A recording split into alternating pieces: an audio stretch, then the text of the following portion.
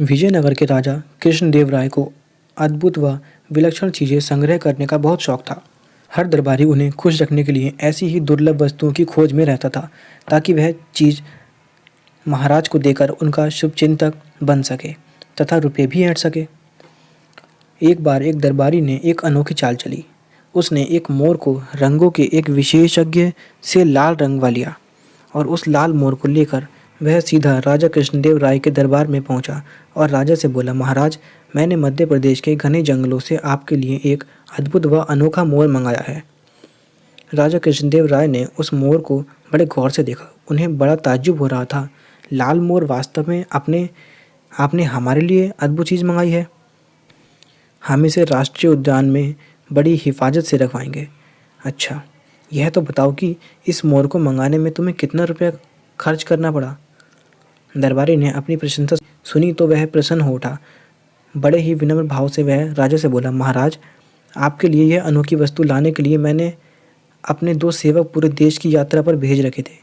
वे वर्षों तक किसी अद्भुत वस्तु की खोज में लगे रहे।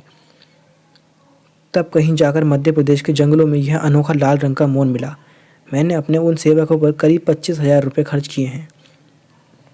उस दरबारी की बात सुनकर राजा कृष्णदेव राय ने तुरंत मंत्री को आज्ञा दी, मंत्री जी, इन सज्जन को 25,000 रुपये राजकोष से दे दिए जाएं। मंत्री को यह आज्ञा देकर राजा ने दोबारा उस दरबारी से कहा, यह तो आपको वह रुपया दे दिया है जो आपने खर्च किया है। इसके अलावा 1 सप्ताह बाद आपको उचित पुरस्कार भी दिया जाएगा। दरबारी को भला और क्या चाहिए था। वह तेनालीराम की ओर कुटिल भाव से देखकर मुस्कुराने लगा। तेनालीराम उसके मुस्कुराने का मतलब समझ गया, लेकिन समय को देखते हुए उसने चुप रहना ही उचित समझा। तेनालीराम यह भी समझ गया कि लाल रंग का मोर किसी भी देश में नहीं होता, कहीं भी नहीं पाया जाता। उसे लगा यह सब अवश्य ही इस दरबारी की कोई चाल है। बस फिर क्या था, तेनालीराम ने दूसरे ही दिन उस रंग विशेषज्ञ को खोज निकाला जिसने लाल मोर को तैयार किया था। तेनालीराम 4 और मोर लेकर उस चित्रकार के पास पहुंचा।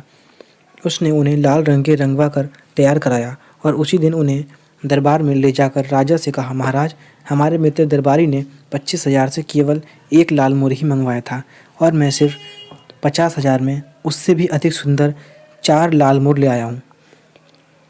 राजा ने देखा सचमुच तेनालीराम के चारों मोर उस दरबारी वाले मोर से कहीं अधिक सुंदर और सुर्ख लाल रंग के थे।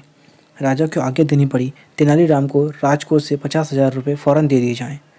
राजा कृष्णदेव राय की यह आज्ञा सुनते ही तेनालीराम ने एक आदमी की ओर इशारा करते हुए राजा से कहा, महाराज, पुरस्कार का सही अधिकारी यही कलाकार है, मैं नहीं हूँ।